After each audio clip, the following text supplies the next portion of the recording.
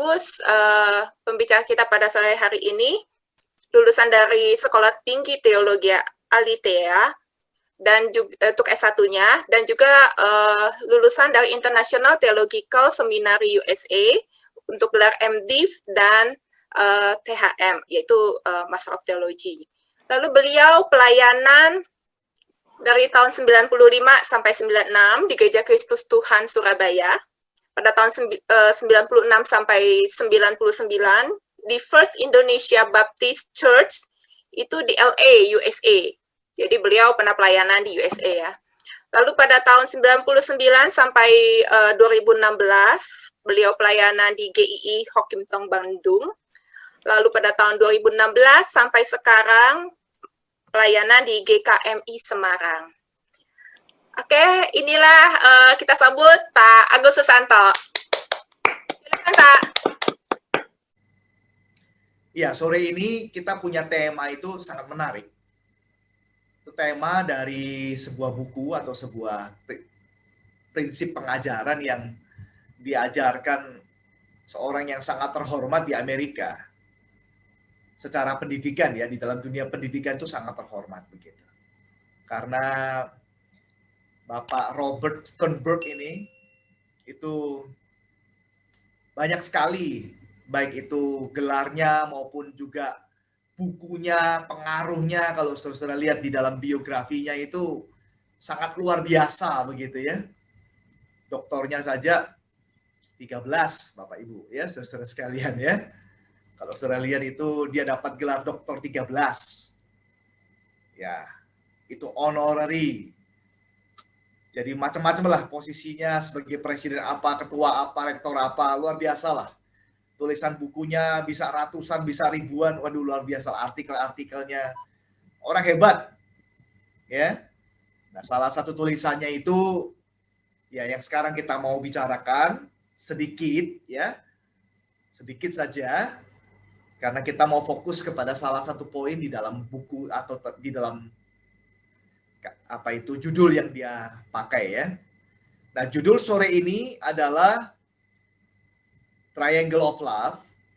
Itu triangle atau segitiga itu isinya 3. Pastinya namanya triangle ya. Komitmen, kemudian passion, yang ketiga adalah intimacy. Nanti kita akan lebih banyak fokus kepada komitmen, saudara-saudara sekalian. Ya, sebagai tadi yang saya katakan, nggak bicara semuanya, tapi bicara salah satunya, yaitu bicara komitmen.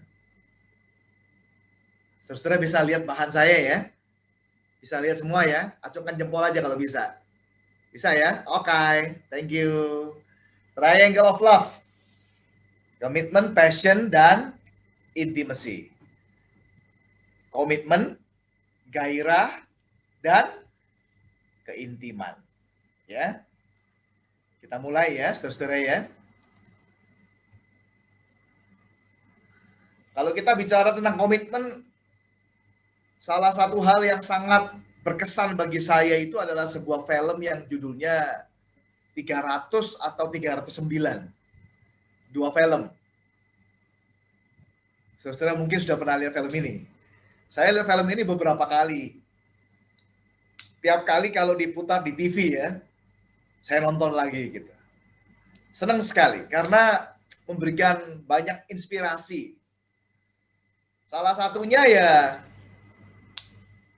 waktu kalau saudara-saudara pernah lihat film ini film antara perang Persia sama Spartan ya, orang-orang Spartan.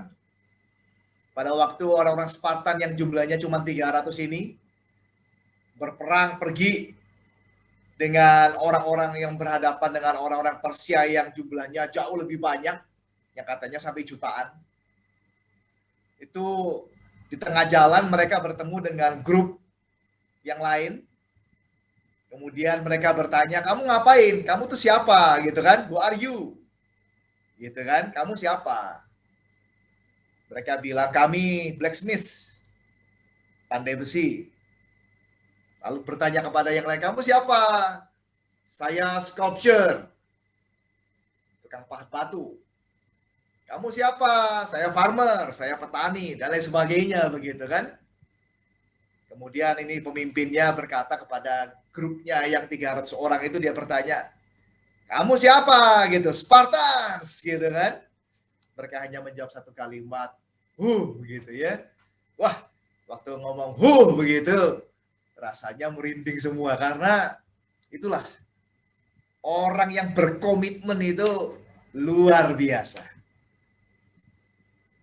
Baik jumlah yang besar tidak menggentarkan mereka. Mereka hanya sedikit saja dengan senjata yang sangat terbatas, tidak takut. Kematian di depan mata, tidak takut. Harga yang mahal yang harus dihadapi, meninggalkan keluarga, meninggalkan semuanya, mereka tidak takut. Mereka maju terus. Sampai akhirnya memang betul semuanya mati. Jadi coba kita melihat sebuah komitmen, saudara sekalian. Komitmen. Ya, sangat besar, sangat serius. Mereka bilang pada waktu mereka mau pergi, mereka bilang, tonight we dine in hell. Malam ini kita makan atau menikmati makan malam di neraka. Jelas. Sudah tidak pikir yang lain. Fokusnya jelas. Pikirannya jelas. Hatinya jelas. Semuanya jelas. Tidak ada yang lain. Dan ini bagi saya sangat penting ya. Di dalam konteks pembicaraan kita sore hari ini. Ini kita bicara bukan konteks perang atau yang memang semuanya pasti membutuhkan komitmen. Makanya saya katakan dalam bahan saya. Coba saudara lihat mukanya itu ya. Determinationnya jelas gitu ya, udah nggak mikir yang lain gitu. Makanya saya mengatakan dalam bagian ini commitment matters itu semua pasti setuju. Mau bicara perang, mau bicara sekolah, mau bicara kerja, bicara apa juga pasti butuh komitmen. Gitu loh. Termasuk rumah tangga, ini dalam konteks kita bicara ini kan arahnya pernikahan, rumah tangga, berkeluarga. Komitmen matters. Jadi sangat penting di dalam berkeluarga. Apalagi kalau kita bicara dunia kejahatan pun secara positif atau negatif ya, juga membutuhkan komitmen bukan? Orang berbuat kejahatan juga butuh komitmen. Jadi nggak cuma bicara rohani saja atau bicara dunia umum sekuler yang baik, positif, negatif, semuanya bicarakan komitmen. Ya, bahkan lebih ekstrim lagi, kata berbuat dosa di dalam bahasa Inggris disebut sebagai commit, gitu ya. Commit adultery, commit theft, gitu ya, commit. Jadi komitmen itu memang sangat perlu, saudara sekalian. Sangat-sangat perlu. Khususnya dalam konteks berkeluarga. Nah, saking sangat perlunya, sampai ada juga orang-orang yang menganggap itu nomor satu di dalam keberhasilan rumah tangga.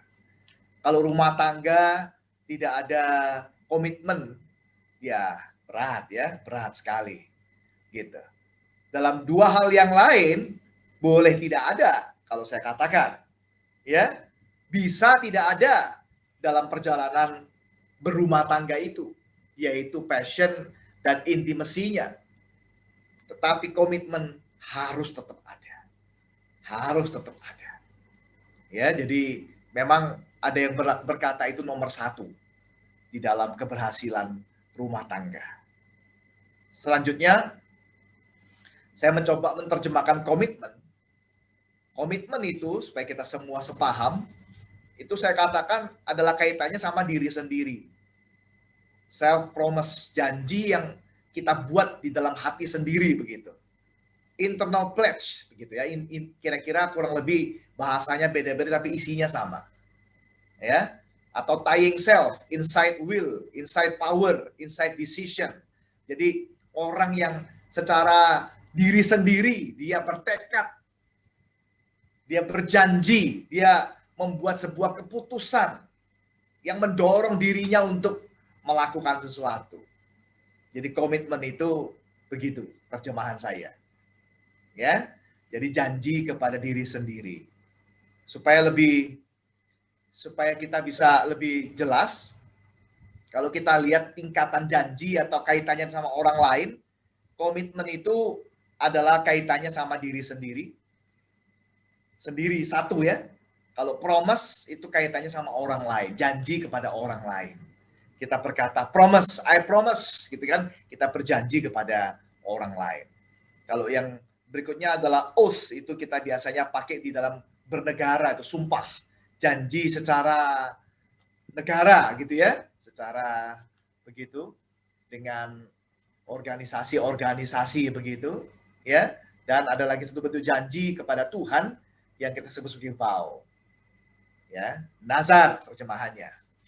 Jadi ada janji, ada komitmen, janji kepada diri, lalu janji kepada orang lain, janji kepada negara, dan janji kepada Tuhan. Kira-kira begitu. Nah, ini komitmen yang kita bicarakan itu yang pertama itu. Komitmen, janji kepada diri sendiri, tekad di dalam hati sendiri. Ya. Selanjutnya, sifatnya atau keberadaannya, namanya komitmen itu stable, stabil ya, terus begitu. Tidak seperti passion yang tadi saya katakan di dalam rumah tangga, yang namanya gairah itu lebih bersifat emosional. Ya. Unstable, tidak stabil, berubah-berubah. Bisa saja sampai dalam keadaan tertentu malah hilang. Sudah tidak ada passion lagi, sudah tidak ada gairah lagi di dalam rumah tangga. Tapi kalau komitmen terus ada. Ya. Jadi nature-nya itu independence, merdeka, tidak ada kaitannya sama yang lain, tak terpengaruh, maksudnya begitu. Ya, not depending to others. Tidak ada pengaruhnya sama yang lain. Mau apapun tidak masalah, terus. Itu namanya komitmen. Sekuat itu kalau kita tadi kembali ke film tadi ya, begitu kuatnya itu. Selanjutnya, komitmen saya terjemahkan itu bukan cinta, tidak sama dengan cinta. Ya, kalau komitmen terjemahan daripada Bapak Sternberg itu adalah empty love. Dia berkata malah empty love, atau kasih yang kosong. Atau minus love, tidak pakai kasih, komitmen gitu, bertekad. Gitu ya. Karena tidak mesti ada hubungannya sama kasih. Gitu, tidak mesti. Komitmen belum tentu ada hubungannya sama kasih. Ya. Komitmen.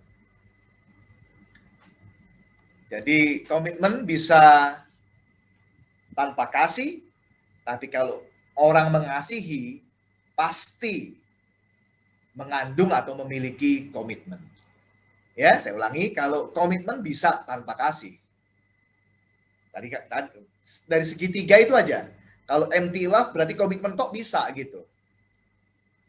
Tapi kalau kasih pasti harus ada komitmen. Ya. Selanjutnya, saya katakan sekali lagi, komitmen itu bisa melampaui semua masalah, tantangan, halangan, semuanya. Rintangan, tidak ada masalah. Tidak ada yang namanya menakutkan bagi komitmen, tidak ada. Terus maju, terus kuat, terus semangat, terus. Tidak ada perubahan. Ya. Baik itu dari tantangan alam, sifatnya dari waktu, dari jarak, atau dari eksternal, tantangan eksternal, dari tantangan-tantangan dari luar, masalah-masalah, perubahan-perubahan, penyakit, semuanya. Dan juga tantangan dari dalam, termasuk harga diri. Nanti ini kita juga akan bicara sedikit ini harga diri. Karena di dalam pernikahan, seringkali yang menjadi masalah suami istri yang terbesar bagi saya selama saya menghadapi pelayanan saya adalah harga diri. Ya, harga diri. Pride, kesombongan. Atau kebiasaan buruk. Kalau orang berkomitmen, tidak ada namanya kebiasaan buruk, tidak ada. Tidak bisa, saya, tidak bisa. Kalimat itu tidak bisa, itu tidak ada itu. Seringkali orang setelah menikah, mereka bilang, ya saya begini ini. Nah itulah yang menjadi masalah seringkali dalam rumah tangga. Ya nanti pada akhirnya ya mungkin keluarga itu atau pasangan itu nggak bisa dipertahankan karena ya tadi kesombongannya, harga dirinya, kebiasaan buruknya nggak mau dikorbankan, dihilangkan. Gitu. Ya. Jadi komitmen lebih besar, mengalahkan bukan hanya tantangan dari luar, tapi tantangan dari dalam kita. Selanjutnya, kalau orang itu berkomitmen itu apa toh? Kira-kira ciri-cirinya, tanda-tandanya. Beberapa hal yang saya sampaikan di sini adalah disiplin. Ya. Maafkan itu kurang C, disiplin ya. Apa-apa. Disiplin. Jadi ya kedisiplinan kita.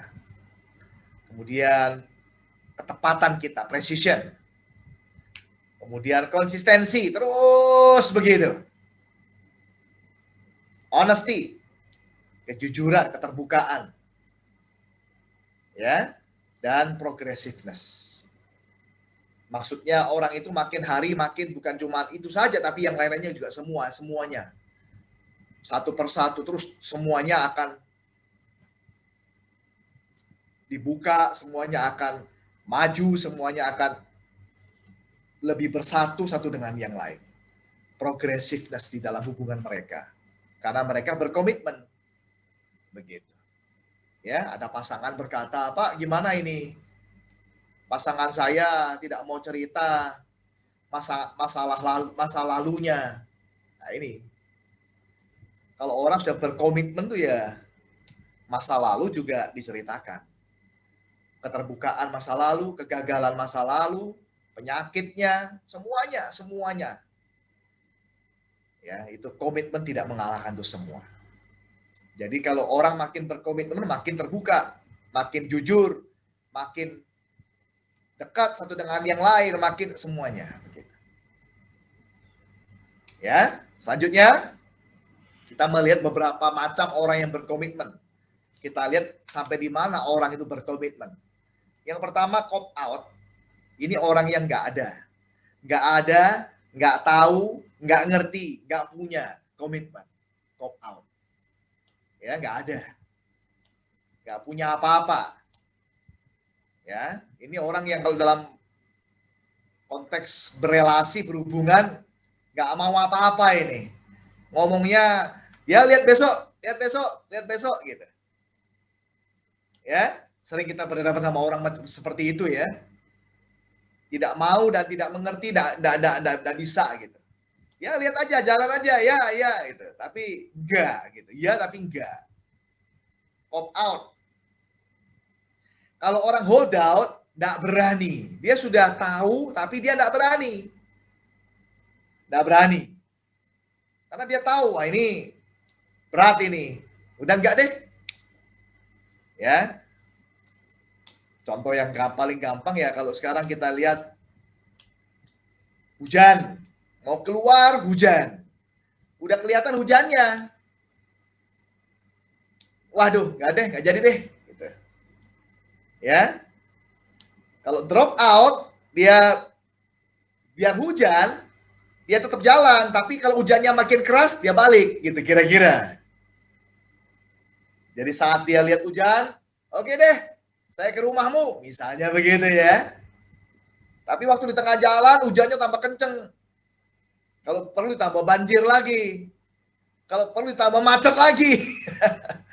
Jadi bagi dia drop out. Udah nggak jadi deh. Lanjut. Pulang aja. Sorry ya.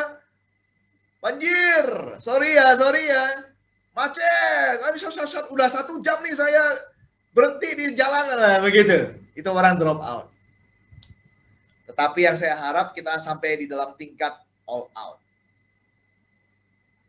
Jadi mau hujan, mau banjir, mau capek, mau malam, mau tengah malam, mau ngantuk, mau lapar, mau apa saja, tetap aku ke rumahmu. Wah itu misalnya.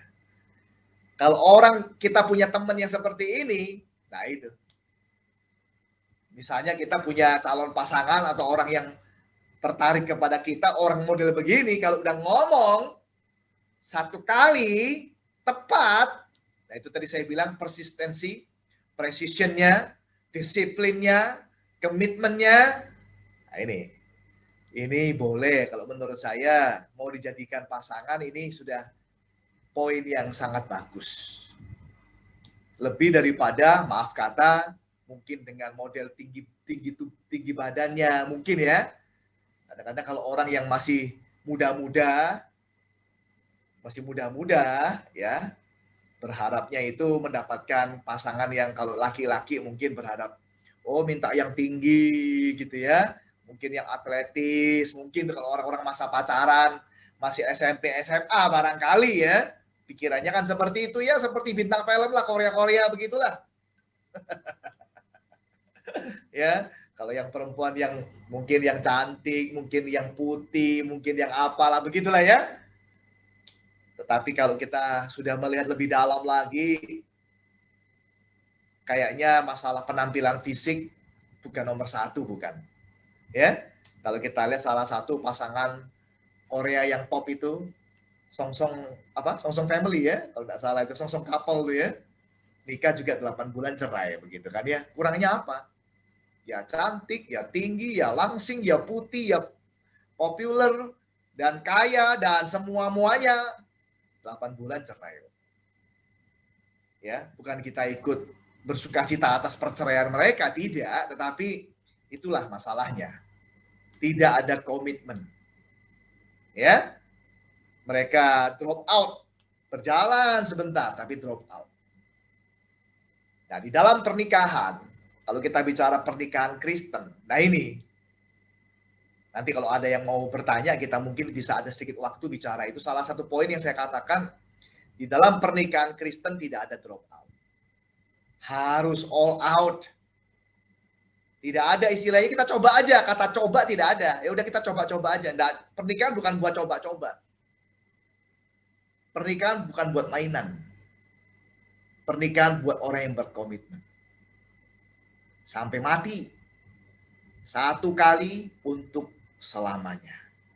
Tidak bisa coba-coba, tidak ada rasa menyesal, tidak bisa kita itu, ya sudah nanti kita, kalau tidak cocok kita bercerai. Ya ini kalau di barat ataupun zaman ini sekarang ya makin banyak orang yang begitu.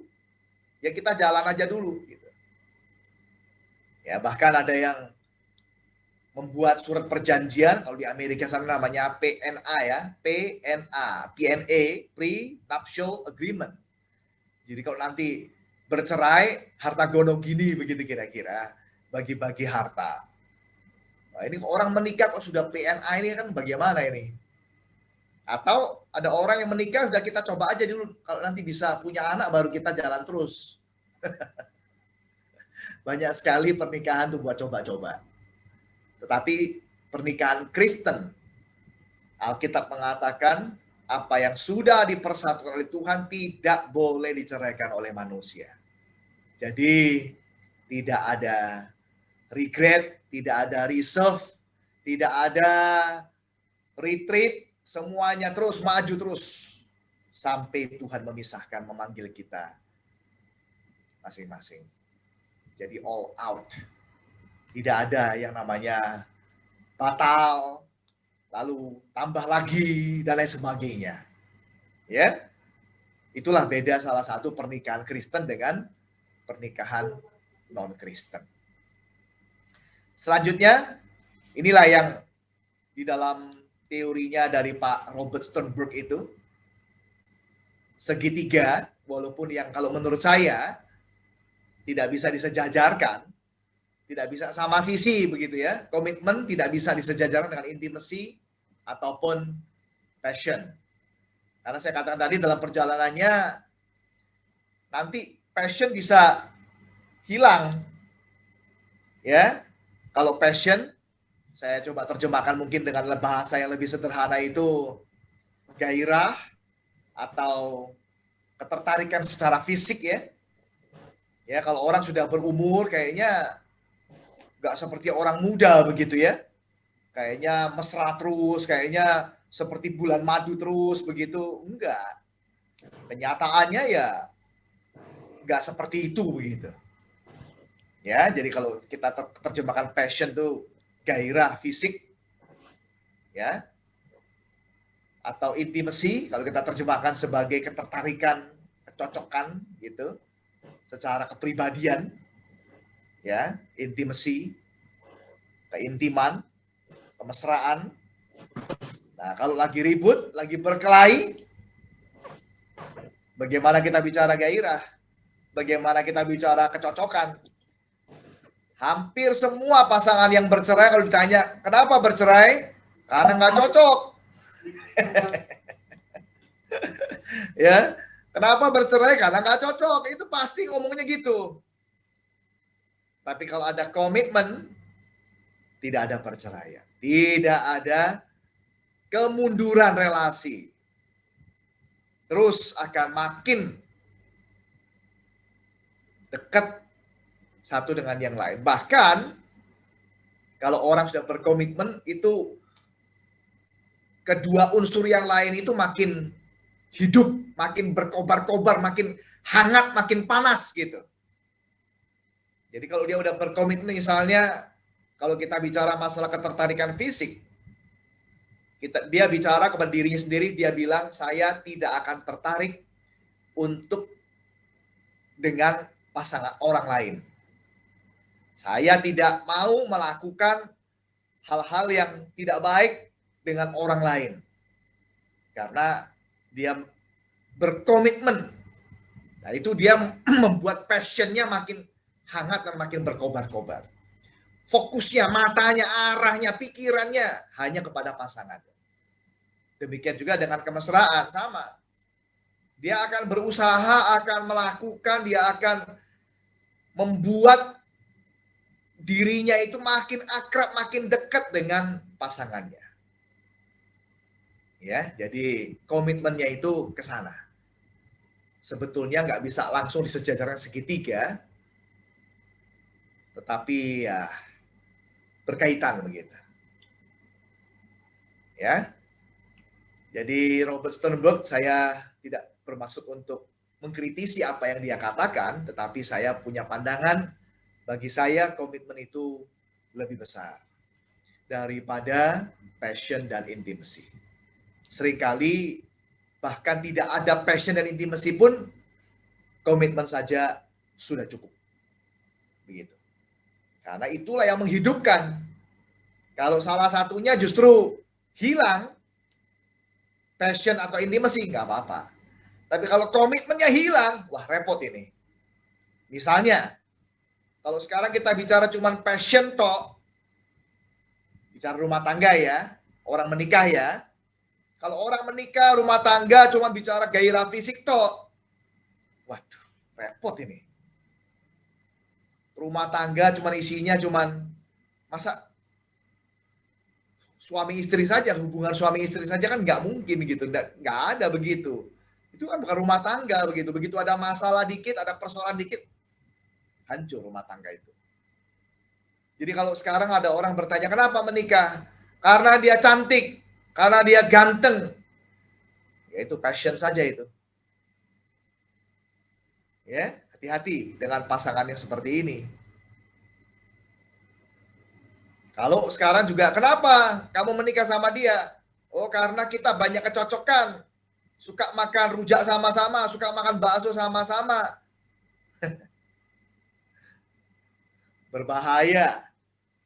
Berbahaya pernikahan yang hanya didasarkan kepada intimacy atau passion saja. Perlu ada komitmen.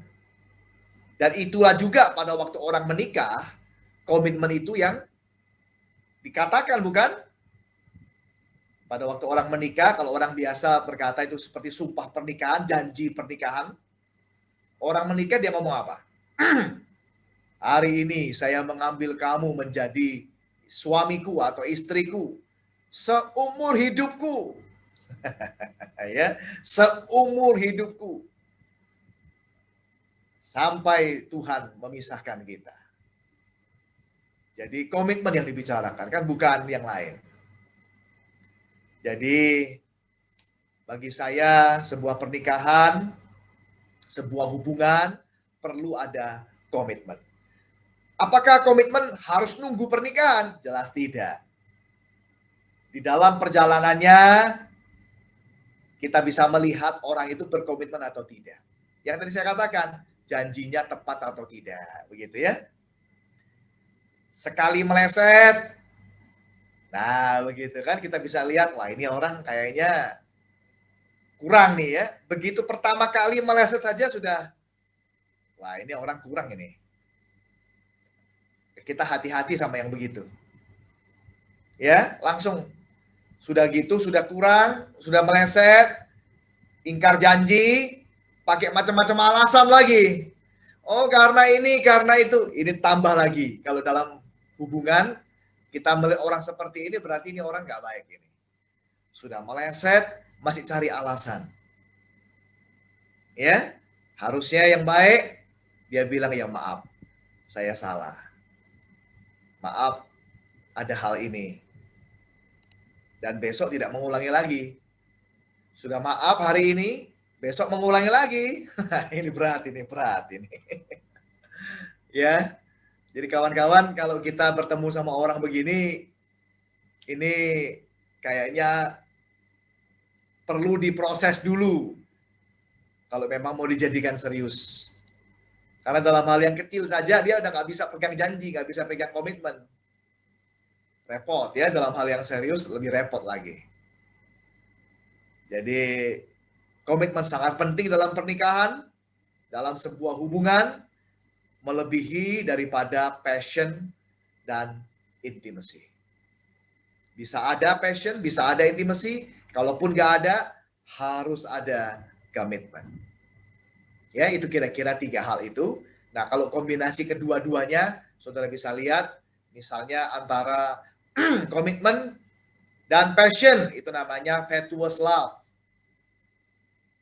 Ya, tidak ada intimacy dan seterusnya seperti itu. Ada komitmen, ada intimacy, namanya companion love, companionate love. Ya, tapi tidak ada passion. Ya, nah, kalau passion sama intimacy saja, romantic love. Tidak ada komitmen. Mungkin itu kalau kita bicara pasangan-pasangan zaman sekarang banyak yang begitu. Sebutannya open marriage. Ya nikah nggak apa-apa. Ya udah kita dalam rumah tangga tapi tidak ada komitmen. Kapan saja mereka bisa bercerai atau berhenti. Jadi ketiga-tiganya perlu ada. Tetapi tatkala berjalan pernikahan itu barangkali nanti pada akhirnya tinggal komitmen saja. Ya, karena passion akan berubah. Kecocokan seringkali juga emosional. Kadang cocok, kadang enggak. Tapi komitmen harus terus ada. Ya. Gitu kira-kira kawan-kawan sekalian. Ini kan kalau ngomongin komitmen tuh rasanya berat loh zaman sekarang ya kan. Tuh komitmennya masuk pernikahan itu katanya sampai maut memisahkan. Apa nggak boleh jalan mundur lagi gitu. Iya. Ngomong-ngomong sebenarnya Pak, kalau boleh sharing gitu ya. Dulu waktu Bapak dengan Ibu gitu ya, hal apa sih yang bisa membuat Bapak tuh mau komit? Karena kan tadi komit itu kan suatu hal yang sulit gitu kan ya. Nah, mungkin kalau kita lagi dalam tahap masih mencari-cari PDKT gitu kan kita lagi mencari kandidat gitu ya. Nah, tapi yang kita perlu tahu jeli juga sebenarnya dasar pertimbangannya apa sih yang kira-kira orang yang kita bisa mau untuk memberikan komitmen kita. Silakan Pak, mungkin bisa di-sharingkan. Iya. Saya nggak suka coba-coba itu kalau saya. Orangnya saya itu tipenya nggak suka kita itu, ya itu tadi coba-coba ya. Jadi kalau orang udah saya sebut sebagai orang berpacaran, itu ya sudah serius gitu, arahnya jelas gitu, mau nikah gitu. Walaupun tidak harus memang, bukan bulat 100% mutlak, tidak. Tetapi sudah punya arah, sudah punya sasaran, sudah punya tujuan, pikiran, memang saya mau nikah gitu loh. Jadi bukan cuma mainan gitu, buat coba-coba, senang-senangan saja, bukan. Gitu. Jadi saya waktu memulai pacaran, saya mulai pacaran itu SMA 1, kelas 1. Abigi banget, Pak. SMA Gimana 1. sama orang tua? Jadi sejak SMA sudah pacaran gitu, mulai gitu, jadian gitu. Ya sama istri saya sekarang ini gitu. Oh, dari SMP? Kenalnya SMP, kenalnya. Oke. SMP kelas 2 kenalnya. Lalu kalau mau dibilang PDKT ya itu, kelas 2, kelas 3 SMP. Wow. Hebat loh, dan SMP bertahan sampai ke pernikahan. Orang bilang PDKT. kita monyet, Pak. Ya itu Makanya sekedar suka. Tadi mungkin ya cuma lihat berdasarkan like gitu kan ya, kecocokan. Kan sebenarnya awalnya muasalnya dari situ dulu ya, Pak ya? dari berdoa, Oh, berdoa. awalnya dari berdoa, Tuhan saya mau minta yang begini, begini, begitu, begitu. Oh, sudah punya listnya dulu gitu ya, Pak? Itu Udah, saya dari sudah SMP, punya, Pak, sudah punya dari listnya. SMP. Luar biasa. Jarang loh SMP itu buatin list biasanya. Yang penting ya itu manis ya, itu cakep ya, kan cuma begitu aja. Itu bintang kelas lo, jago main basket. Kalau cewek ya, kalau cowok mungkin itu punya Madonna gitu kan. Kalau saya nomor 1 itu Tuhan dulu gitu. Jadi waktu itu memang dia dari keluarga Buddha, dari keluarga tidak percaya Tuhan, Konghucu lah gitu ya. Ya saya bilang tanda pertama itu listnya itu. Saya minta calon istri yang percaya sama Tuhan Yesus. Dia belum ke gereja gitu, belum ke gereja. Saya yang ngajak dia. Oh gitu. Saya yang ngajak dia ke gereja. Jadi waktu pertama kali kenal itu belum percaya Tuhan? Belum ke gereja. Karena tadi keluarganya keluarga Konghucu.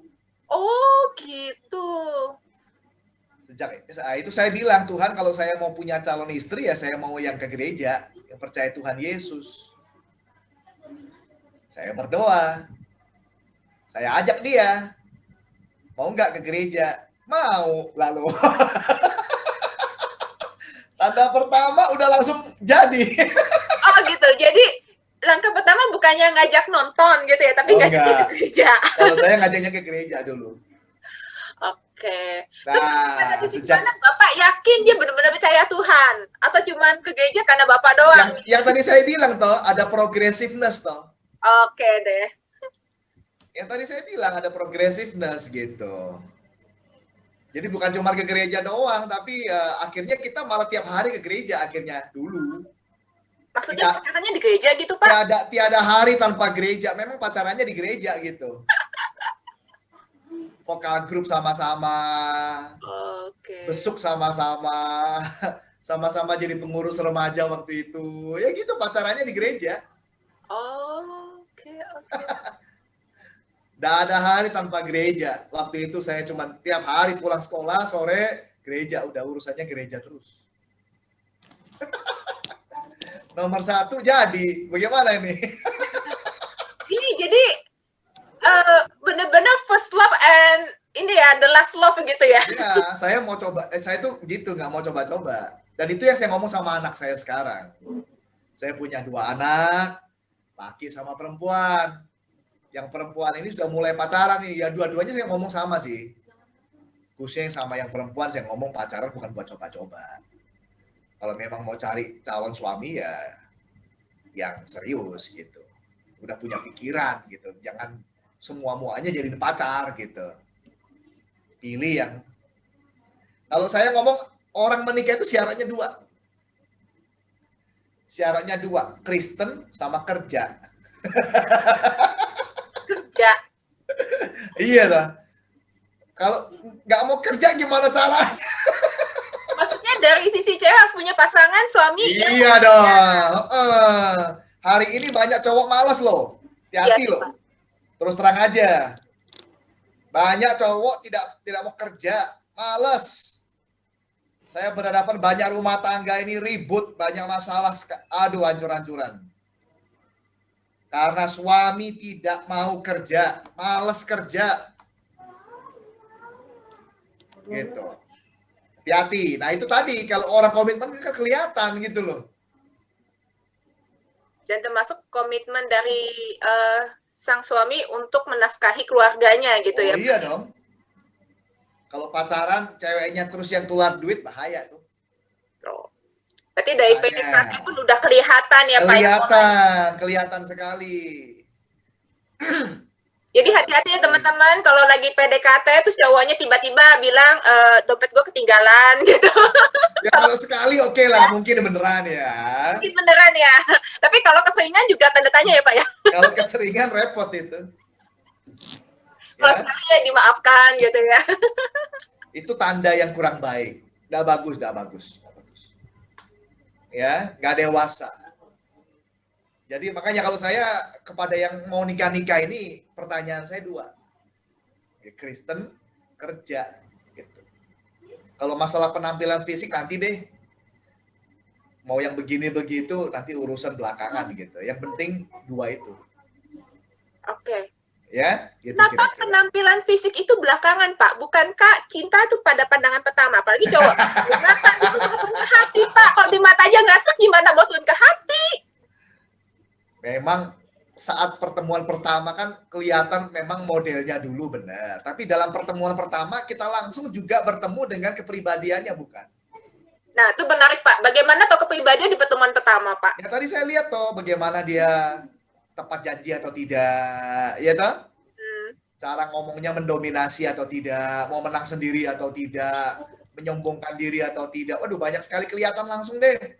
Ketemu pertama langsung kelihatan. Kepribadian, tentu kalau kita udah makin berumur, kita makin tahu ya kepribadian seseorang gitu. Dari pertemuan pertama aja udah langsung tahu. 5-10 menit aja udah langsung tahu ini orang modelnya kira-kira bagaimana nih. Gitu. Langsung tahu. Dari situ bisa langsung kebaca. Gak usah ngomong apa-apa langsung kelihatan. Gitu. Jadi memang penampilannya menarik, tapi dari pertemuan pertama 5 menit aja udah langsung tahu. Oh, orang ini sombong ini. Wah, ini gengsinya luar biasa ini. Ini kalau perempuan ketemu dia, wah ini orang ini mendominasi suami nanti, ini bahaya ini. Ya. Jadi pertemuan pertama langsung kelihatan orang-orang yang keras, orang-orang yang itu ya, harga dirinya, orang-orang yang nggak mau kalah, yang begitulah self defense-nya itu, waduh, banyak masalah. Baru ketemu pertama udah langsung tahu. Gitu. Nah, kalau saya melayani orang-orang yang mau menikah ya saya terus terang aja, jujur-jujuran aja. Kalau kamu begini terus modelnya, kamu nanti berbahaya dalam rumah tangga. Karena kamu akan menguasai suamimu, suamimu akan menjadi pelayanmu. Bukan menjadi kepala rumah tangga, tapi kamu yang kepala rumah tangga. Dan itu sudah bisa kebaca di pertemuan pertama ya? Ya, karena kalau saya kan 6 bulan. Bimbingan pernikahan bagi saya kan 6 bulan kan. Oke. 6 bulan. Nah, dari situ langsung ketahuan. Ya terus terang saja kita ngomong, mau jalan terus atau enggak? Kalau mau jalan terus ya harus siap berubah. Sekarang berubahnya dalam perjalanan pernikahan, apa itu bimbingan pernikahan ini udah langsung kelihatan harusnya. Progressiveness tadi itu. Kalau nggak kelihatan terus begitu, ya saya ngomong berbahaya ini. Berbahaya ini. Ya kalau memang mau terus ya nggak apa-apa. Mungkin laki-laki itu butuh pribadi perempuan, ibu yang ya kalau kita bilang ya tadi ya, aku nggak berani memutuskan diri sendiri, semua muanya kamu ya ini. Dan perempuannya merasa enjoy dengan perannya sebagai istri tapi sekaligus sebagai suami. Ya kalau memang mau jalan begitu, komitmennya ya monggo gitu loh. Oh, ini ada pertanyaan aku bacain ya. Jadi Pak, kalau dalam iman Kristen, apakah pernikahan Kristen tanpa cinta seperti itu oke? Jawaban saya tadi udah saya katakan idealnya sih tidak ya. Tidak. Justru cinta penting sekali di dalam pernikahan. Penting sekali. Karena cinta kan tanpa syarat ya. Gitu. Jadi perlu, harus ada.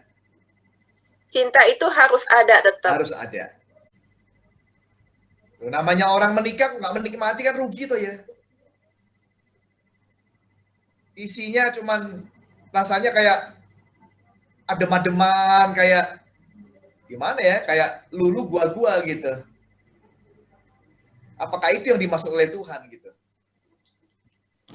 Nah, itu kayaknya kesannya mengerikan sih, Pak, kalau buat orang single. Masa iya gue nikah, tapi kehidupan nikahnya kayak gitu? Kenyataannya begitu.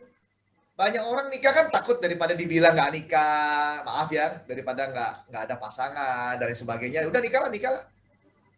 Tapi akhirnya begitu, terjebak dalam pernikahan, akhirnya ya sudahlah. Karena nggak ada cinta di situ. Komitmennya ada, ya udah pokoknya kita nikah, tapi nggak ada cinta, ya repot. Jadi cinta itu tetap perlu ya, Pak? Harus ada, Harus ada. harus ada. Nah, mungkin saya tertarik dengan tadi Bapak menyampaikan bahwa dari komitmen itu bisa menumbuhkan passion dan intimacy. Mungkin itu bisa diperjelas, Pak, bagaimana Ya, itu bisa menumbuhkan kedua hal tersebut. ya, betul sekali. Ini memang orang yang berkomitmen itu makin, tadi saya katakan progresif kan.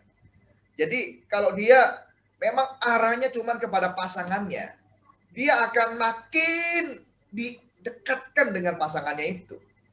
Jadi dia nggak tertarik lagi sama orang. Ya maaf kata, kalau kita sekarang bicara masalah misalnya passion tadi ya, kayak ketertarikan fisik kan. Kita lihat sebetulnya jujur body ya, atau penampilan fisik pasangan kita makin tua kan makin berubah. Gitu kan.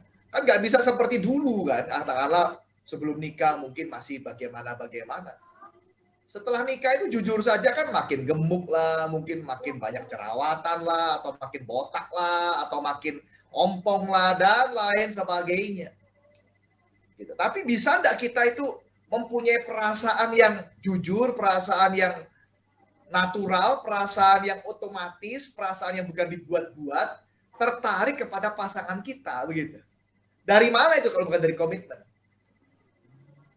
Gitu. Jadi kita bilang pasangan saya cantik ya. Oh, pasangan saya ini ganteng loh. Bukan karena dia ganteng seperti orang lain atau ganteng seperti bintang film, tapi di mata saya dia itu ganteng. Di mata saya dia itu cantik. Keren tuh, Pak. Yang penting di mata sayanya gitu ya, Pak ya? Nah itu, ketertarikan itu dari mana kalau bukan dari komitmen? Karena dia udah berkata bahwa tidak ada pria lain dalam hatiku, dalam hidupku kecuali dia. Tidak ada perempuan lain dalam hati kecuali dia. Gitu. Itu namanya komitmen. Dan itu menumbuhkan, menghangatkan, terus membuat api passion itu. Dan ketertarikan, kecocokan tadi itu. Dia makin mencocokkan diri. Makin cocok terus. Gitu. Dia akan mencari bagaimana bisa lebih lagi bersatu. Gitu. Misalnya contoh yang lebih sederhana, misalnya oh si A, si lakinya nggak suka bakso misalnya, istrinya suka bakso gitu kan. Gimana caranya supaya akhirnya dua-duanya bisa jadi cocok jadi suka bakso, kan? Karena dia nggak ada pikiran lain, aduh istriku suka bakso ya, gimana caranya ya supaya bisa aku juga suka bakso gitu. Jadi enjoy, jadi nggak berat hati kan. Coba kalau sekarang kita tanya pasangan kita, calon istri atau calon suami kita, tiap hari ditanya mau makan apa? Bakso. Besok bakso. Gile lu. Tiap hari bakso. Ya lu bisa, gua nggak bisa. Rame kan? Nanti kalau dimasakin dalam rumah tangga tiap hari bakso gimana? Contoh. Sedikit sharing, Pak. Suami saya itu pecinta keju. Iya. Suka banget sama keju, berbagai macam jenis keju dia tahu. Saya kagak tahu, dan jujurnya saya nggak terlalu suka keju sebenarnya sebelum kenal dia. Nah, jadi waktu itu dia pernah ngasih gitu ya, katanya dari papanya yang ke Belanda itu keju dari Belanda, keju asap. Sampai saya makan, aduh ini apa gitu ya. Tapi karena menghargai gila nih keju dari Belanda gitu kan ya. Tapi apa yang terjadi setelah menikah? Saya juga jadi pecinta keju, Pak. Menunya banyakkan kejunya. Padahal awalnya tuh sebenarnya nggak gimana-gimana sama keju. Nah, tapi jadi suka nggak atau nggak suka? Jadi suka. Nah iya, jadi karena kita mengarahkan gitu loh, membuat diri kita. Gimana caranya? Kalau nggak kan kita menderita tuh tiap hari makan keju. Iya toh? Nah itu karena pikirannya nggak ada pikiran lain, cuma pasangan doang gitu. Aduh suamiku suka keju nih, gimana caranya nih? Nah, itu. Malah kalau bisa kami yang bikin lagi. Ini bikinan istri paling nomor Kan 1 ya. di dunia gitu loh. Jadi karena saya tahu dia suka keju, saya masak bakmi pun bakminya pakai keju, Pak. Yes, luar biasa. Nong kan bakmi pakai keju. Nah, saya suka tahu. Kalau saya ini suka segala jenis macam tahu. Ya, mau tahu goreng, mau tahu bacem, mau tahu isi, mau tahu susur, tahu apa, pokoknya ada tahunya saya suka gitu. Bahkan saking sukanya mau tiap hari makan tahu, siap. Mau pagi, siang, malam, tahu terus, oke. Lah istri saya kan nggak terlalu suka, bukan nggak suka, nggak terlalu, dia sukanya tempe. Oh, masih tuh. Ya toh? Saya nggak suka tempe. Jadi tiap hari dia masak tahu. Ditanya, mau makan apa? Tahu. Masak apa? Tahu. Bosan nggak? Enggak. dia menyesuaikan diri. Jadi pemakan tahu juga, Pak. Jadi sekarang dia suka gitu. Jadi sekali lagi kan namanya orang itu kalau punya komitmen ya, dia akan membuat dirinya makin terarah ke sana, makin dekat, makin satu gitu. Hatinya, cintanya, semuanya gitu. Itu. Komitmen itu nggak berdiri sendiri sebenarnya. Justru komitmen itu yang menghidupkan passion dan emosinya. Melahirkan, menghidupkan, membakar, mempertahankan dua tadi. Dan yang lainnya. Penting banget punya komitmen. Di dalam persahabatan pun perlu punya kan. Tadi saya bilang dalam semua bidang juga perlu. Nah, kita kalau mau cari pasangan ya udah dilihat dari situ dulu, komitmen dulu.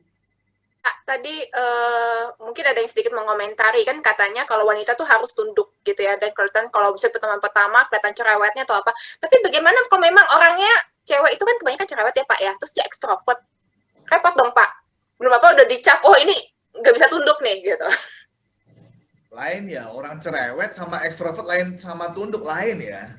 Lain ya, lainnya di mana? Lain dong.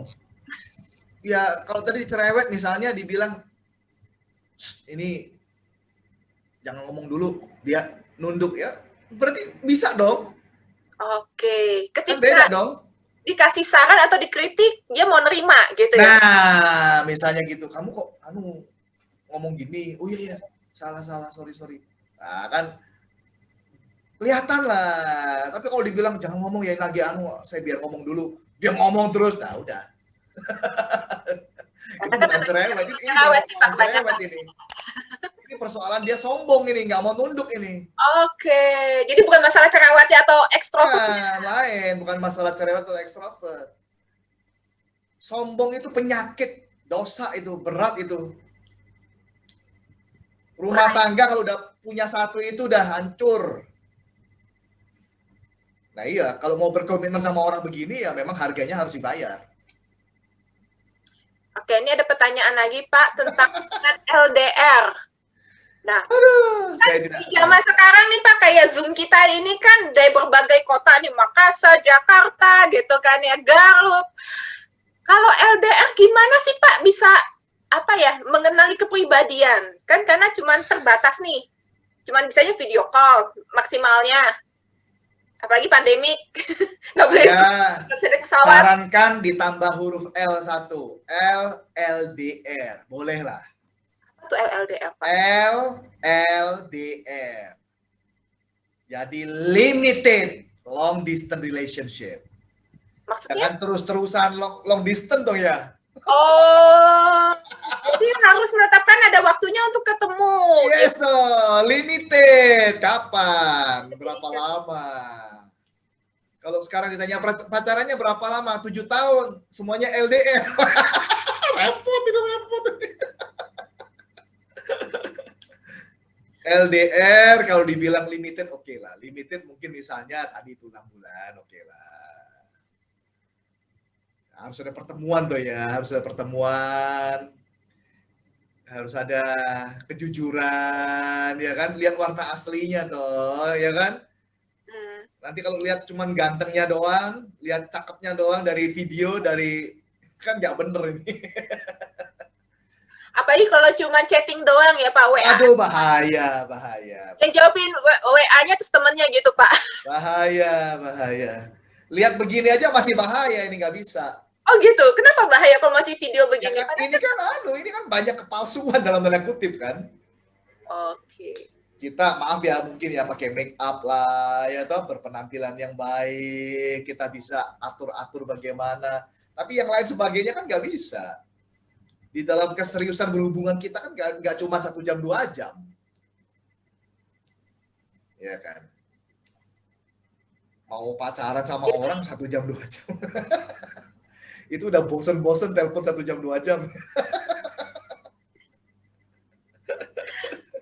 Aduh, kecuali teleponnya nyala terus kali ya, atau videonya nyala terus kali ya. Mana-mana ikut gitu kan, lagi rapat dia ikut, lagi makan dia ikut, ngeliatin gitu kan. Jadi cara makannya gitu Dan ya cara Pak. makannya ngeliat, cara ngomongnya kelihatan, cara memimpinnya, cara bagaimana dia, semuanya kelihatan kan. Ya sih, terus bagaimana dia bersikap kepada Tapi pelayan, tetap enggak. takdir. Ya begitu. Sikapnya gimana ya toh, kepada teman, kepada semuanya lah. Gitu. Oke, Jadi LDR, double LDR boleh lah. jadi harus di limited ya Pak ya. Harus ada limit deh. Ada yang nanya lagi nih, bagaimana misalnya cowoknya lebih tuanya sampai 15 tahun ke atas? Tidak masalah. Nggak masalah. Lanjutkan. Perbedaan usia itu sebenarnya idealnya bagaimana sih Pak? Emang kalau terlalu jauh gitu nggak akan menemukan masalah? Tidak ada ideal. Lanjutkan. Kalau ceweknya yang lebih tua Pak, Komitmen. tetap komitmen. Tidak ada masalah. Jadi dengan komitmen itu yang bisa menjembatani perbedaan-perbedaan yang Iya, mau lebih tua, mau ceweknya lebih tua, tidak ada masalah. Masalahnya bukan masalah umur kan, masalahnya kan kepribadian tadi, hatinya, sikapnya, komitmennya, itu masalahnya di situ. Iya dong. Jadi kalau umurnya lebih tua nggak ada masalah, ceweknya tidak masalah. Tapi memang banyak harganya gitu, harga yang harus dibayarnya memang banyak sih, baik dari pihak cewek maupun cowok, dua-duanya banyak bayar harga sih. Tapi sekarang kalau bicara bayar harga, memangnya ada pernikahan yang nggak bayar harga? Pasti ada. Gitu. Nah itu di situ komitmennya. Komitmennya jalan. Gitu. Ya. Oke. Pertimbangan apa sih Pak yang harus diperhatikan untuk sepanjang pernikahan beda 10 sampai 12 tahun ya, bersama dengan karena masalah usia? Pertimbangannya ada pertimbangan nggak Pak? Kalau orang bilang misalnya kan mungkin beda atau secara fisik yang satu udah kelihatan lebih tua banget, yang satu lagi kelihatan masih muda gitu. Ya, ada pertimbangannya banyak sih ya. Ya misalnya kalau yang ceweknya lebih tua ya memang pertimbangan salah satu ya masalah apakah maaf ya bisa punya keturunan atau tidak misalnya. Misalnya ya toh. Ya kalau mau nikah ya misalnya ceweknya jauh lebih tua ya udah bicara itu kan masalah punya anak toh. Apakah nanti kalau misalnya nggak punya anak bermasalah tidak gitu kan? Kalau nggak masalah ya nggak apa-apa. Gitu. Kalau nggak masalah lanjutkan. Kalau bermasalah, nah solusinya apa? Ya toh? Apakah nanti ngambil anak? Nah, ada solusinya nggak gitu loh? Kalau betul-betul nggak bisa ada solusi, pokoknya harus punya anak. Dari perut sendiri. Repot itu ya Pak ya. Ini repot ini. Ini repot. Yang muda aja belum tentu bisa punya anak Pak. Makanya kalau itu salah satu pertimbangannya ya harus dibicarakan memang di awal. Kita akan mau mengakhiri. Saya minta Ricky untuk pimpin dalam doa penutup. Mari kita berdoa bersama-sama. Bapa di sorga, kami sungguh bersyukur kepada Tuhan kalau malam hari ini, sejak dari sore tadi hingga malam hari ini kami boleh sama-sama mendengarkan pembekalan bagi kehidupan teman-teman dalam menjalani hari-hari kedepannya untuk menjalani sebuah proses membangun sebuah relasi. Terima kasih Tuhan boleh memakai hamba-Mu, Pak Agus, menjadi alat untuk kami boleh dibekali khususnya buat teman-teman yang masih sedang bergumul untuk menemukan pasangan hidupnya. Tuhan biar Engkau juga yang terus menolong teman-teman. Berdoa juga untuk hamba-Mu, Pak Agus, biar Tuhan terus memakai pelayanan daripada Pak Agus di Semarang sebagai seorang hamba melayani di gereja Kristen Muria. Tuhan, Kau terus memperlengkapi pelayanan hamba-Mu ini dengan hikmat, dengan marifat yang daripada Tuhan, sehingga apa yang dikerjakannya boleh membangun jemaat yang ada di sana di Semarang. Menyerahkan juga kehidupan keluarganya dalam perlindungan Tuhan, biar Tuhan juga terus menopang kehidupan keluarga ini, ya Tuhan. Terima kasih, dalam Yesus Tuhan kami berdoa. Amin. Amin, amin, amin. Terima kasih untuk para peserta. Selamat bagi yang memenangkan hadiah. God bless, Terima God kasih bless, Pak God bless, Agus, God bless. teman-teman. Terima kasih.